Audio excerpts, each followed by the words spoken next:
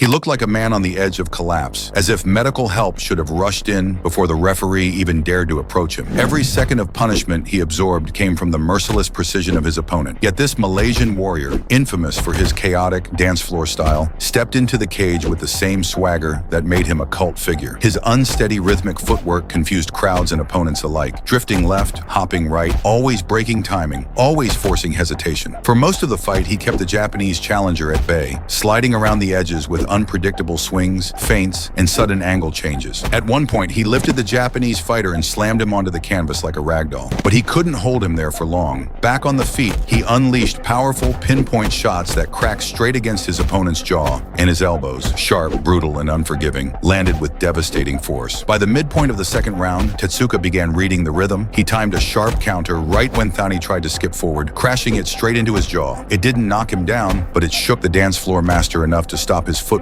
for the first time. Smelling weakness, at one point, Thani landed a low blow that left the Japanese fighter in real pain. After a brief pause, the fight resumed, and the Japanese fighter scored a takedown, trying to secure a choke on the ground, but couldn't finish it. On the feet, Tatsuki struggled. Thani was far more experienced in striking exchanges, but the Japanese fighter repeatedly secured clean takedowns and consistently dominated on the ground, showing superior control and grappling awareness. In the third round, after weathering every unorthodox misdirection, the Japanese fighter attacked with surgical intensity. He cornered Thani against the cage, ripping hooks to the body, uppercuts up the middle, and a final right hand that rattled him from his feet to his spirit. The referee stepped in as Thani crumbled. And then, in a surreal moment, he flipped backward and collapsed into trembling convulsions. A dramatic, haunting end to a brutal clash between Thani and Tetsuka.